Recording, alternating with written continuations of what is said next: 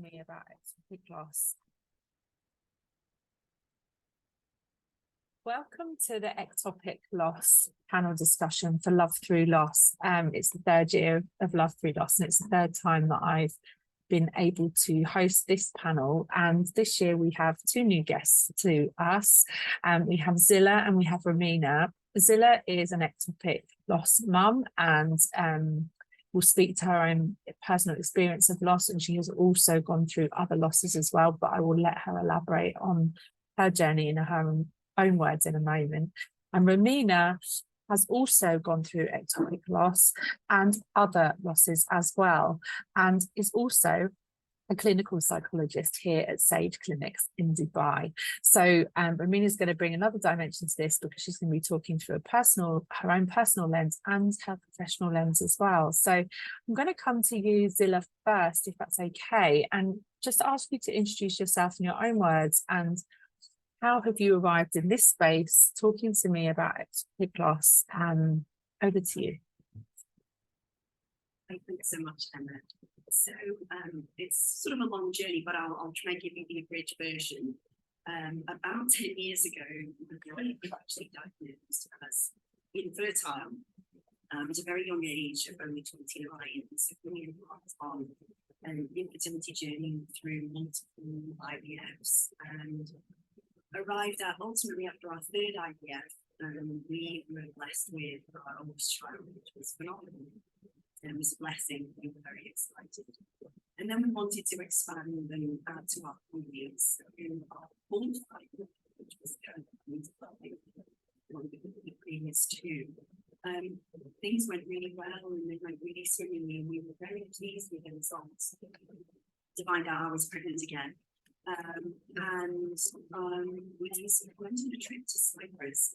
It sounds crazy that we'd never been back to Cyprus after this, and I think that's something to do with that happening next. Because we came back and I was feeling very, very, very ill. About ill with previous pregnancies.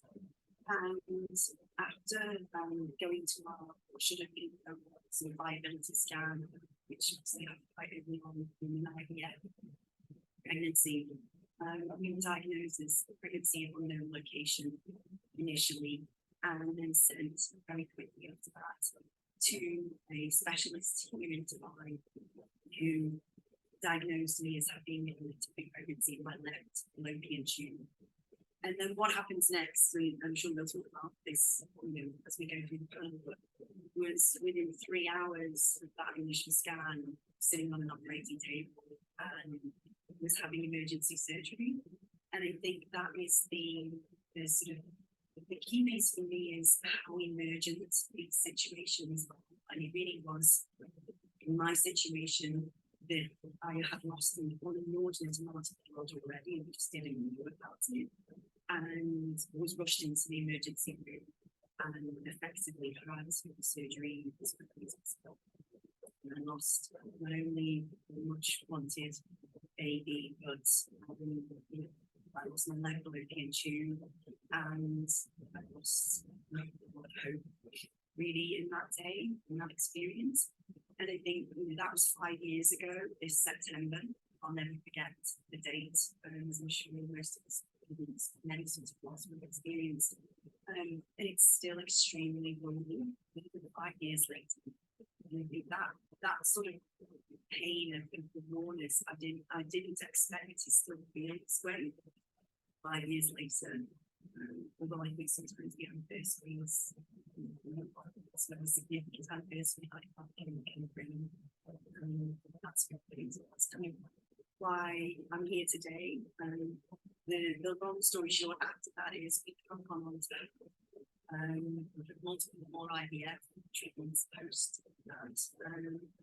And I had a twin pregnancy, unfortunately, one of the twins along the way. And then my son's in 2020 was my pregnancy, which was extremely strange and different.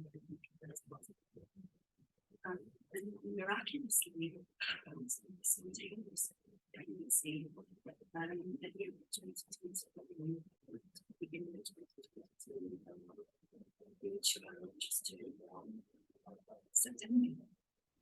there's hope after the loss, but I think the trauma throughout each of the pregnancies post ectopic pregnancy was so much fear coming again.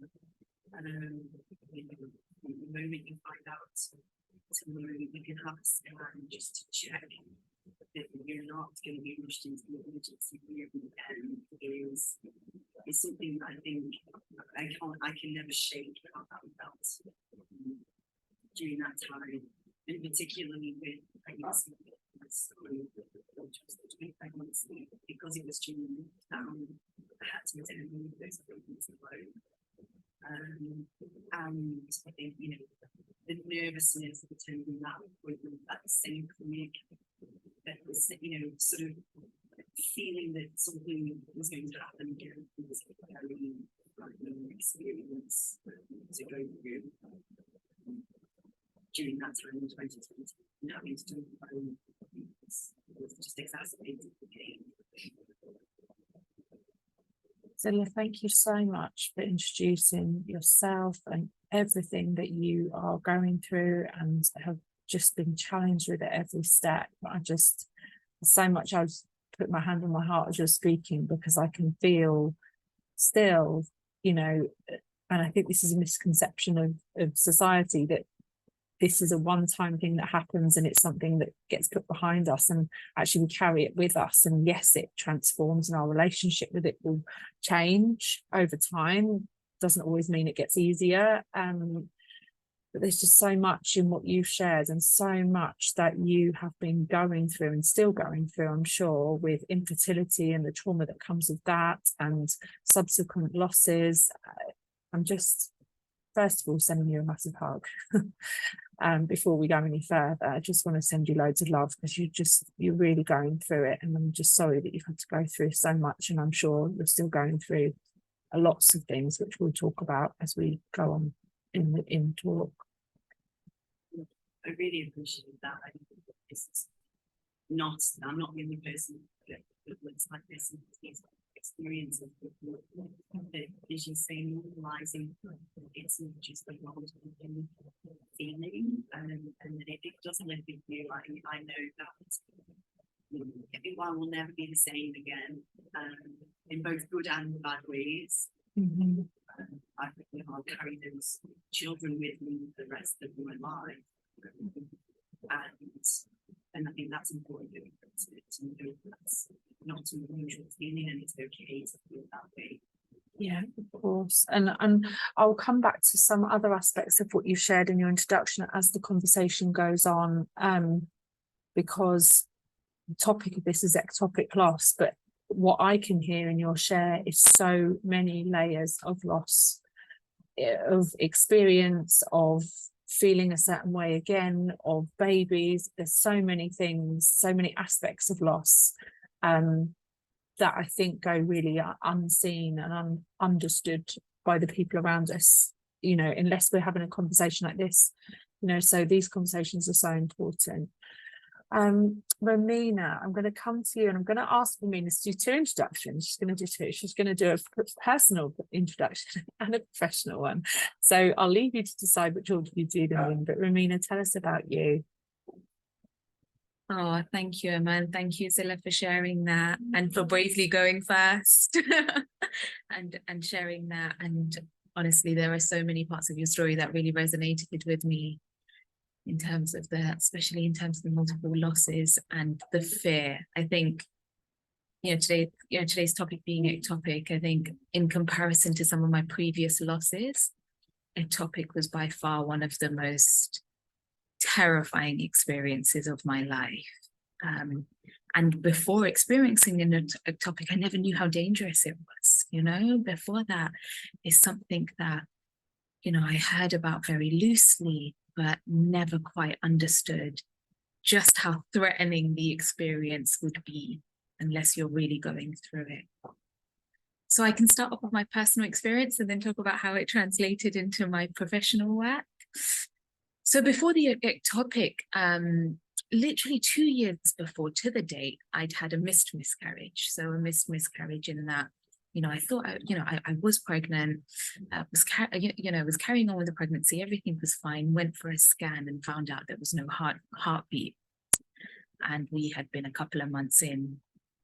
So then it was the experience of carrying a child that, was medically not viable. So still technically being pregnant, still carrying a child for several weeks until I was scheduled in for the D&C because my body wasn't letting go.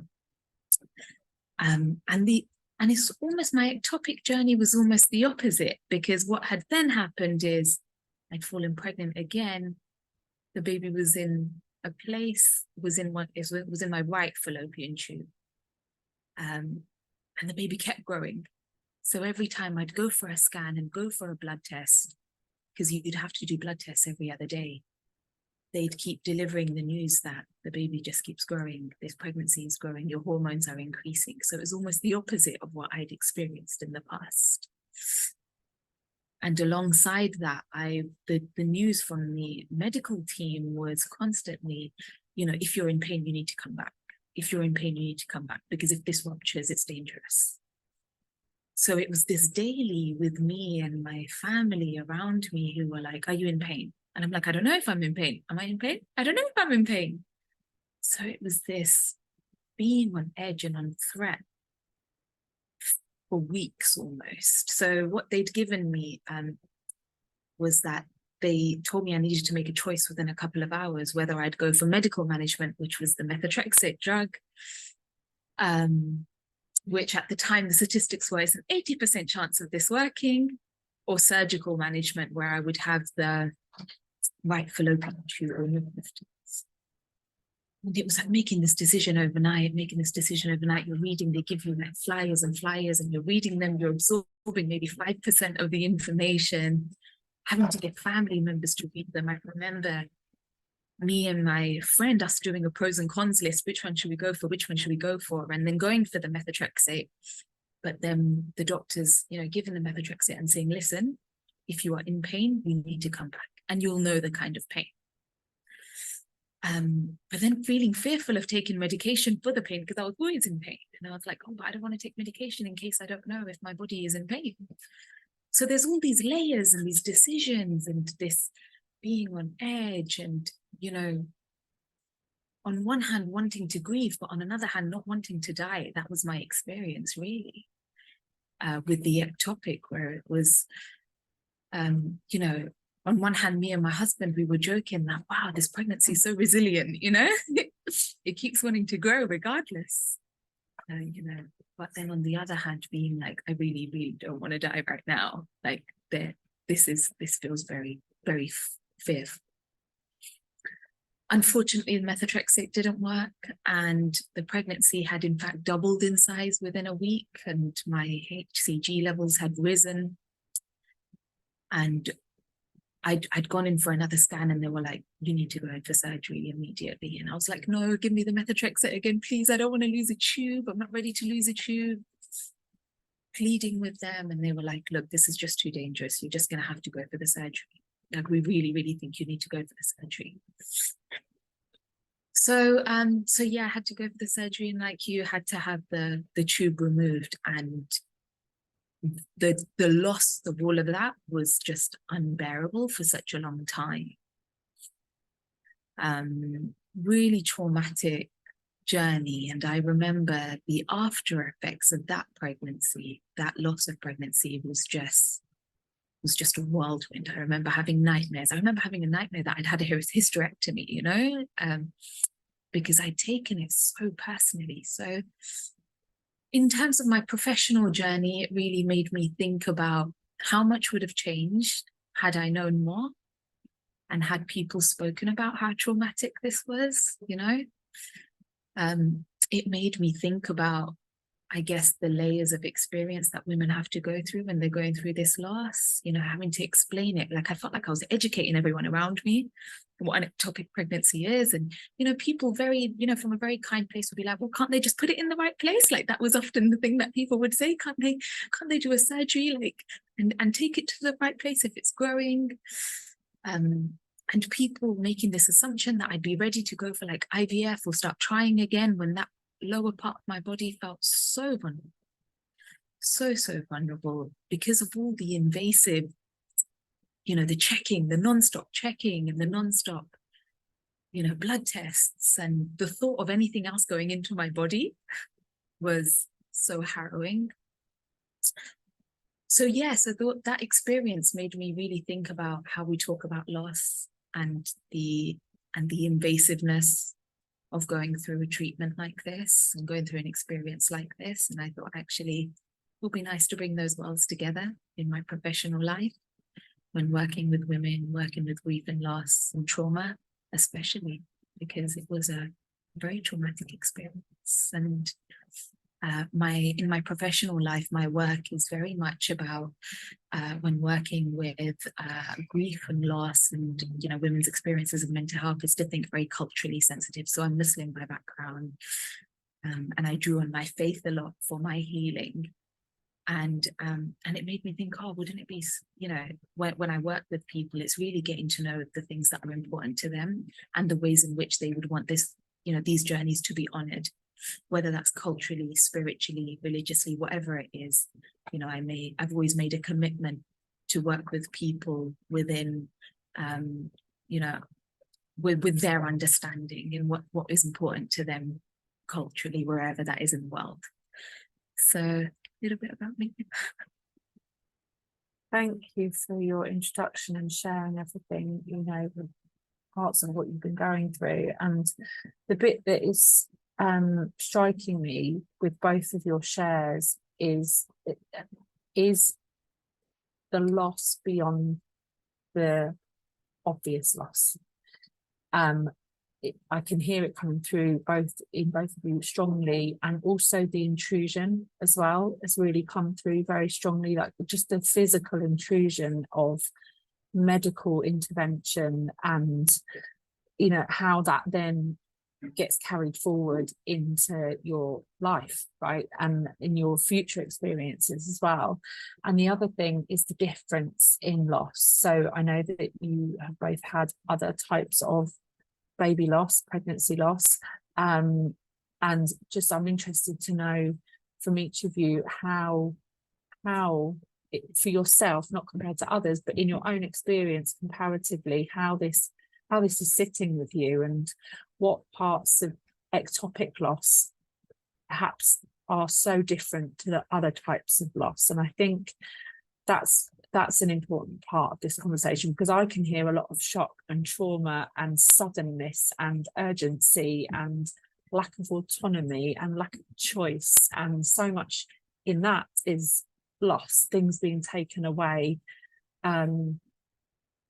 So yeah, I'd like to hear for you, how does ectopic loss differ in your world just compared to your own losses for you? So I'll start with Zilla, if that's okay. Yeah. I mean, I think this is something that I don't really dear, you know, particularly you mentioned previously, how you guys educate people. I think since the loss, I've made a mission to try to educate as many people as possible about this loss, because it really is so sudden and it really can be so emergent.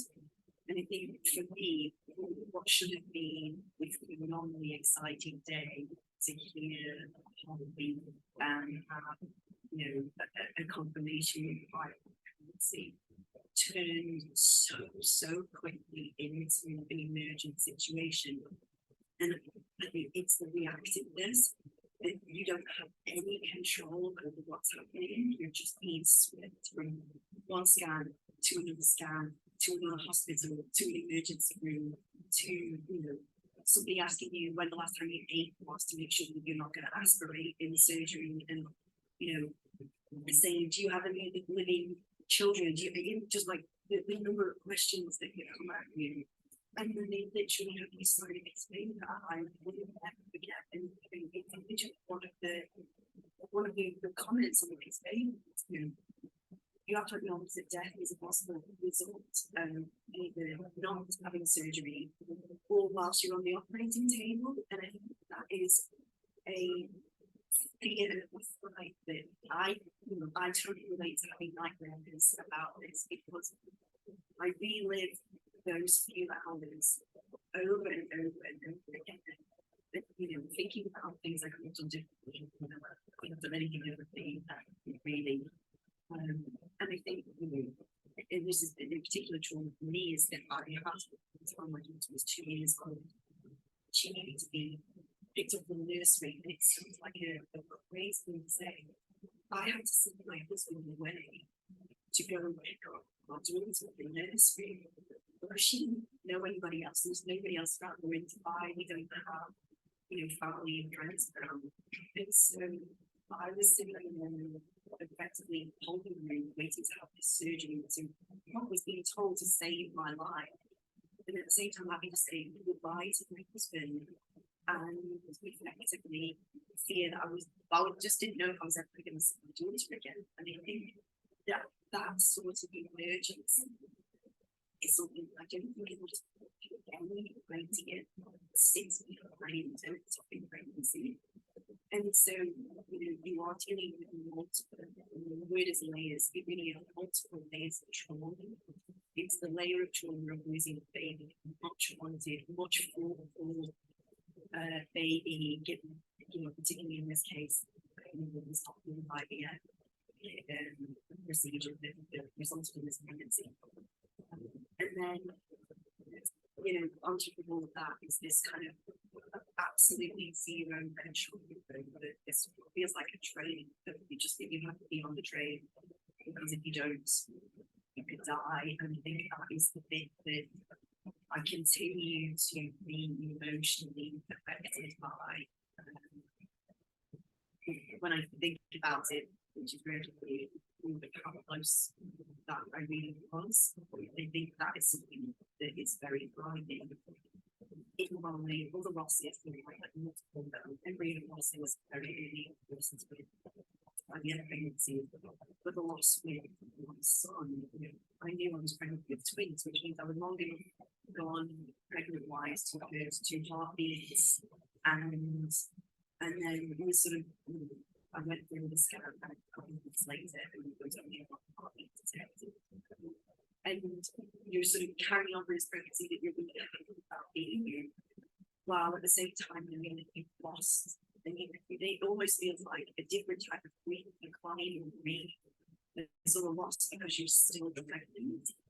And that is a very different type of loss to the ectopic, because I never really went through a loss. I never had surgery, I never had pregnancy, I never had bleeding, I never had anything. I just, one day and I know she, one day we had her, and then, you know, the next time we had a scan, we didn't. And I think that lack of emergency is the biggest difference for me in the 2 main losses.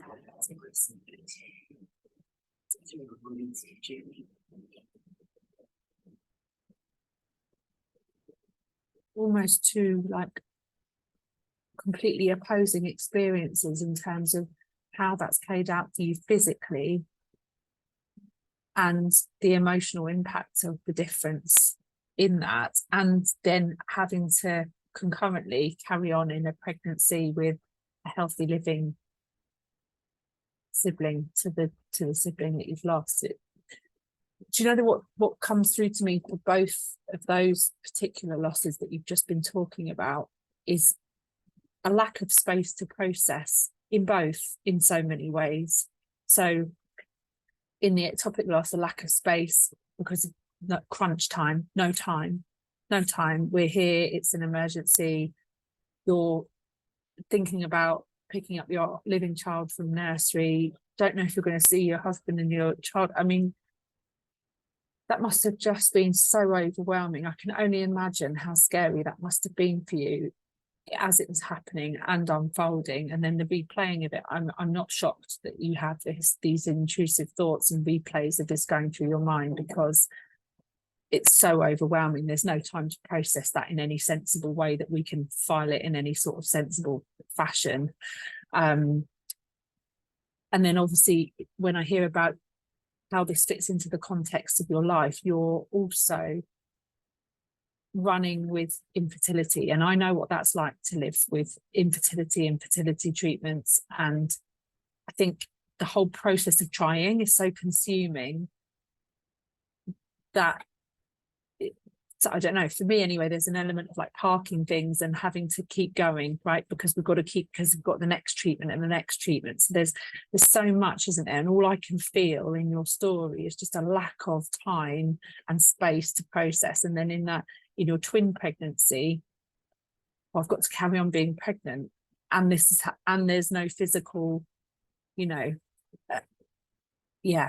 just a lot there, isn't there? It really is, and I don't want to take anything from me as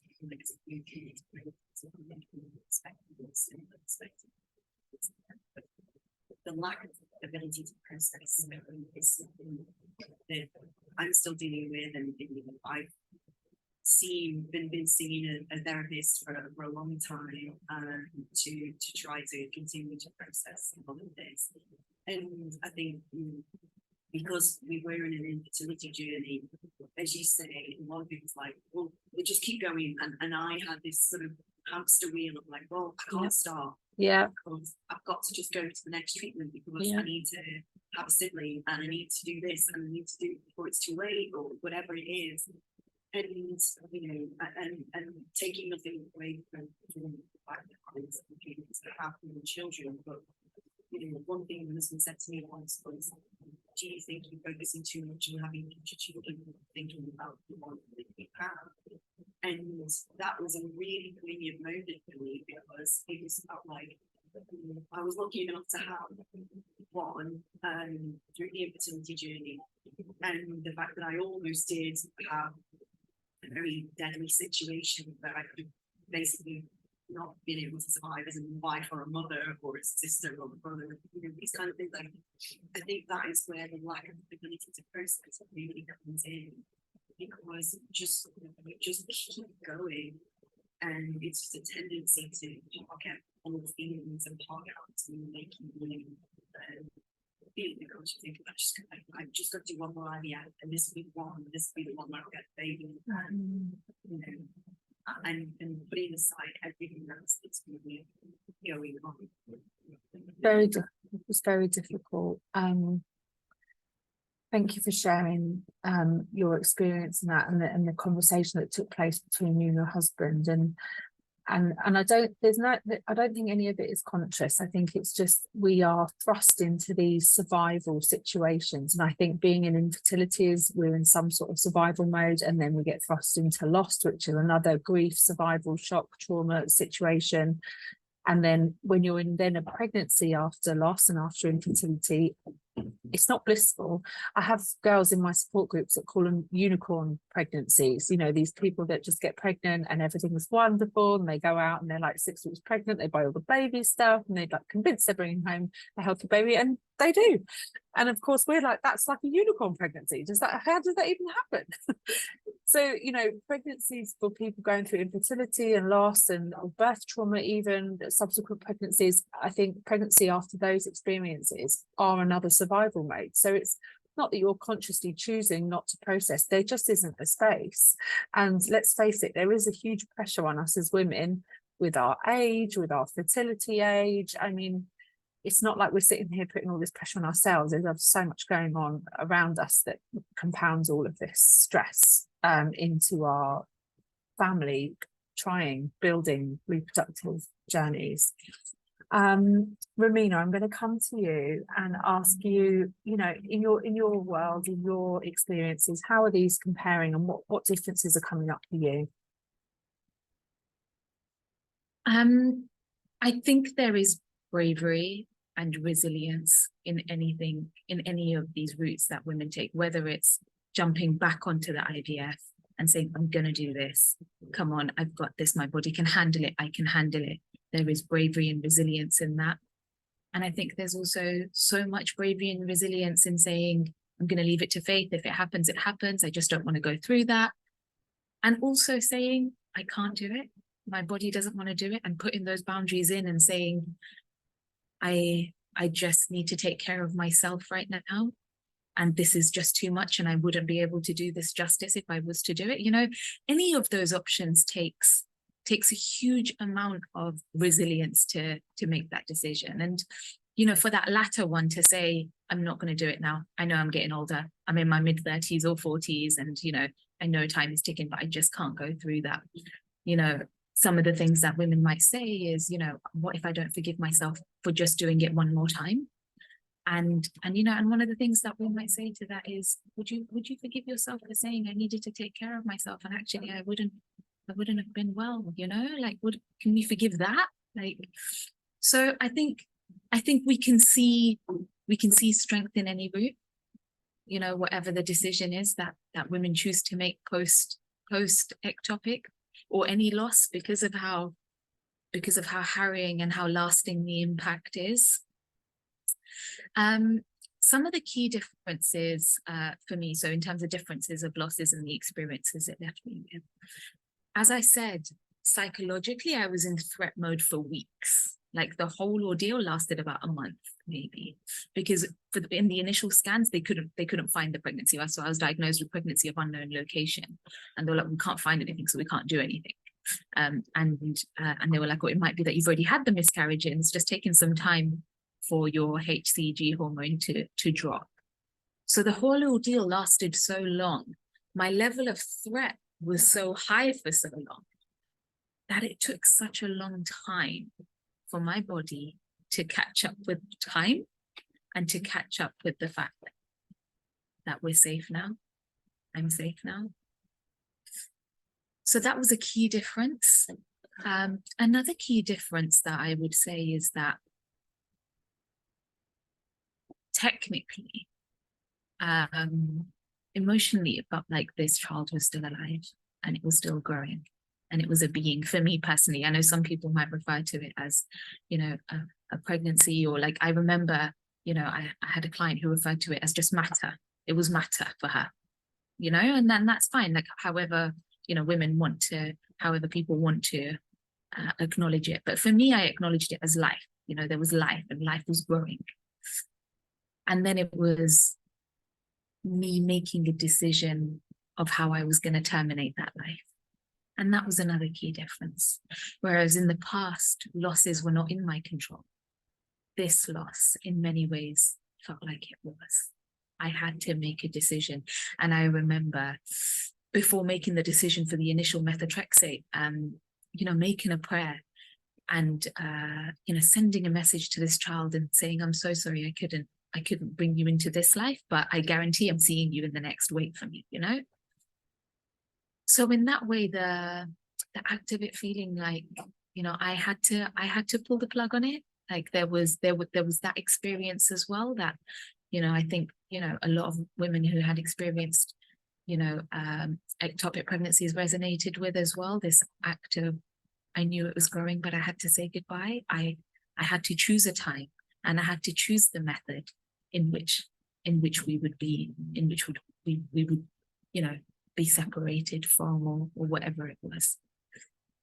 So those, you know, and many others, but those were some of the key differences. And I think the other one that, you know, another client of mine had said, when she'd had an ectopic and she'd had the methotrexate, and it worked for her, she said, but my body absorbed it, so they're just going to be with me forever now, you know. And that felt very different for her than other losses, because she was like, no, this one's just going to stay attached to me forever now, isn't it?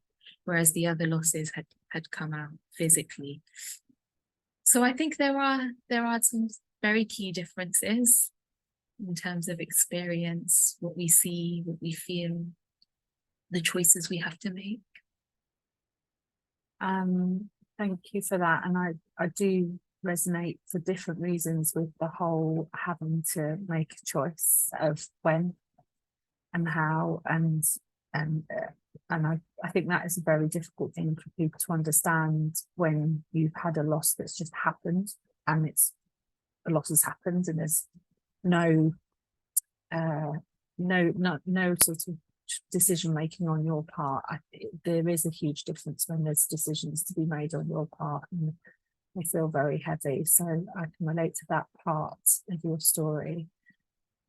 And the last thing that I would like to touch on, because we're running out of time for this session, I feel like we could talk for so much longer, is the physical loss of your babies, and you both had fallopian tubes removed. And I would just like to touch on that, because I feel like this is another unique experience of this type of loss that other losses do not have, and the impact of that. So Zilla, can I come to you about that? I mean, it's not a lot about actually. I think a lot of people say that I was going through scenes with losing a fallopian tube, what the happens after it's losing a fallopian tube. Is that they're then not going to be able to have children, or they're going to use IVF for children. I remember the conversation we had not long afterwards. I was in IVF anyway, and I think that was kind of a flippant way of protecting myself from thinking about what really happened, because it was easier to think, oh well, it's not making any difference anyway because I can't get pregnant naturally, if that's the right word. And so that, from that perspective, that was just a weird conversation, but also it wasn't, I didn't have the fear that I was going to end up in a fertility situation because I was already in. I think the thing that strikes me is that I lost a piece of myself.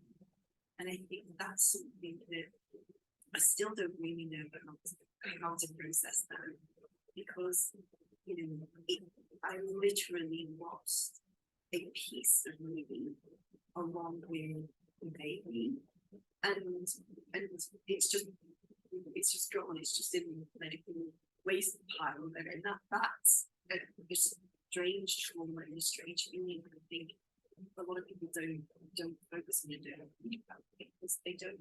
It was a piece of themselves, and they're able to think. And that again goes to the emergent nature of what we're going through, because it's a case of it's lose the tube or lose the life. And I think it's, you know, I didn't feel like I had any choice in that situation, really, at all. And you know, I didn't choose to lose a piece of myself, and I didn't choose to lose the baby. I just got swept, and if I didn't do it, the consequences would die. And I think that's a particular situation which may not be the case for other people. Obviously, you know, I was already going through a situation of infertility, so this was just, oh well, I just have another string to my bow as to how I'm not going to get pregnant afterwards. And then I think, you know, for me, I'm also religious, I'm Christian, and I think it's really interesting for me. I also believe that I will see our babies in the future, they're with us all the time anyway. But I wanted to have an opportunity to say goodbye to this thing, and I don't think I've ever been given that opportunity. I wasn't given a situation where I could actually do that sort of thing. I mean, I don't know if burial is the right thing, but some way of kind of realizing and I think that's something that I also speak to a lot of women about post-ectopic pregnancies, that they don't necessarily get the opportunity to say goodbye if it's an emergency situation. If you want to, that can be a harsh process. Thank you, Zila. And I'm going to come to Romina to share on the same point. Sure. Losing a tube, I think, for many women can feel like such a sense of injustice. You know, like, I cannot believe a part of my organ has been removed. And it's really hard can be really hard to accept the injustice, you know, for some women. And I remember during that time obsessively looking at statistics, you know, obsessively, like, you know, how much does it reduce pregnancy? Because every medical profession I'd met gave me a different figure. Some were like 5%, some were like 10%, some were like 50%. I was like, how can it range so much? What are you guys talking about? And then at the time, I remember there was this new narrative that, oh, but it's okay because your other fallopian tube can pick up the egg from the opposite side. So then that was this big revelation, you know? So I think the injustice in many ways can lead to new discoveries, you know, for some women, like learning new incredible things about the body and, you know, this new relationship with the body. But for sure, there was, I remember feeling intense grief for the loss of the tube, for the loss of a piece of my body that I wasn't expecting to lose. And I remember just always saying, so I had therapy for months afterwards as well. And I just remember saying, but I'm only, I'm just in my 30s. I still feel like a child in many ways. I'm just a young woman. How can I be tubeless? What do you mean? So I think the journey can be very, very different and complex and very shameful. I remember unpicking it in therapy and saying, actually, I do feel like that was something that made me feel like a woman. And what does it mean about me now that I've got a piece of that missing? I think it's very normal to have those fears and those beliefs about ourselves when we lose a piece of that part of our body, even though we have another tube, even though we have our ovaries still there. It just plays such a fundamental role. So some of the words that would come up for me is injustice, grief, feeling hopeless, loss, loads of those type of words, but also discoveries. Like it really, it can really make us very curious. Yeah. Ladies, thank you so much there. And just in particular to the last piece that you both shared, I just feel the injustice piece for me that you've just shared there, I think by trying to imagine myself in your shoes, because that's all I can do, going through any type of loss is hard enough, and then have the loss of a part of your physical self on top of that, it's just so damn unfair. And haven't been through enough to then have to do that as well, right? I'm trying to imagine that. I think I might be thinking some of those things, like I've not been through enough, and now you're telling me that I've got no time, and this part of my body's got to be removed, and just overwhelming. So I'm just deeply sorry that either of you, have had to go through this and the lasting impact of this type of loss and all of your other losses. So I'm just sending my love to you both and just my gratefulness for coming and doing this discussion with me. I know it's going to help lots of people. So thank you.